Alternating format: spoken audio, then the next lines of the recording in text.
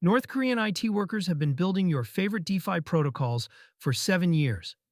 The developers who helped build some of the most widely used DeFi protocols were, in at least 40 documented cases, working for North Korea. That is the core claim from Taylor Monahan, a security researcher at MetaMask, who said on April 6 that DPRK IT workers have been embedded in crypto projects since DeFi summer. Lots of DPRK IT workers built the protocols you know and love, Monahan wrote. The infiltration spans at least 7 years, and the workers' claimed blockchain development experience, she added, is not a lie.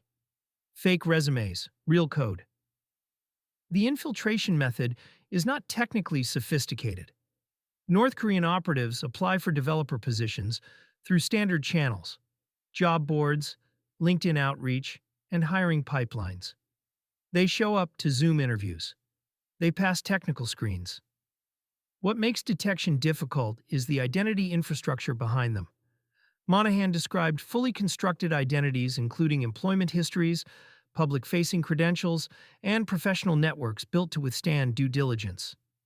In many cases, non-North Korean third-party intermediaries handle face-to-face meetings and conferences, providing an additional layer of separation. ZachXBT, the on-chain investigator who has tracked similar infiltration patterns, described the job-based threats as basic and in no way sophisticated. The relentlessness is the weapon, not the complexity. A single rejection costs the operation nothing. They submit hundreds of applications. Once inside a protocol's codebase, the operatives gain access to internal communications, deployment keys, and the trust that comes with being a contributing team member. That access can sit dormant for months before it is weaponized. $7 billion and counting.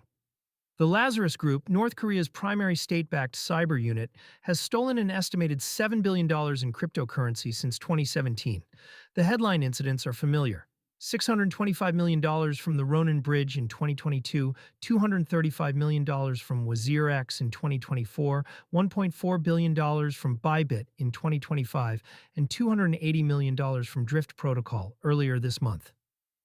What Monahan's disclosure adds is the supply chain layer. These are not all external attacks. In the Drift case, the operatives spent 6 months attending conferences, depositing over $1 million of their own capital, and building face-to-face relationships before compromising 2 multi-sig signers in under a minute. The exploit required insider-level knowledge of the protocol's signing architecture. Radiant Capital suffered a similar pattern. The thread connecting these incidents is the same. The attacker was, at some point, a colleague. Why DeFi is the target? Traditional finance has centralized compliance departments, background check vendors with government database access, and physical offices where employees badge in. DeFi has pseudonymous contributors, remote-first teams, and governance structures that reward shipping code over verifying identities. For a state actor running hundreds of fake developer personas simultaneously, that environment is close to ideal. The protocols pay well, the work is remote, the identity verification is minimal, and the codebase access is broad.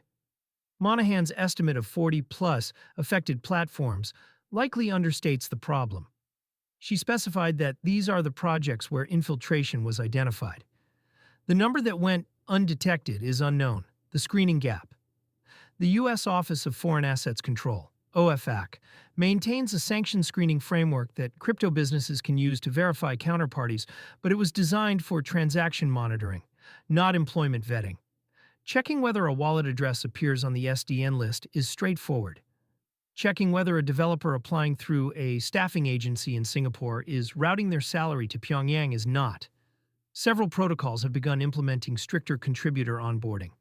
Video calls with identity verification services, code commit reviews with geographic metadata, and compensation structures that require bank accounts in verified jurisdictions.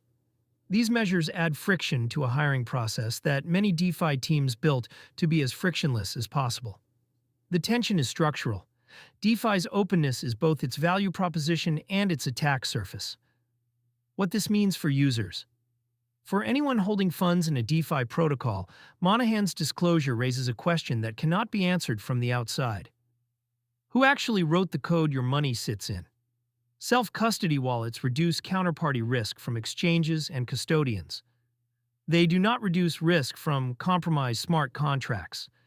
If a protocol's multi-sig was signed by someone who was, at any point, a North Korean operative, the contract's security assumptions may not hold. The practical takeaway: diversify across protocols, limit exposure to any single smart contract, and pay attention to which projects have completed rigorous third-party security audits with firms that verify contributor backgrounds. As of April 6, 2026, BTC trades at $69.910, 3.9% in 24 hours. ETH at 247, 4.4%, and SOL at 8205, 2.9%.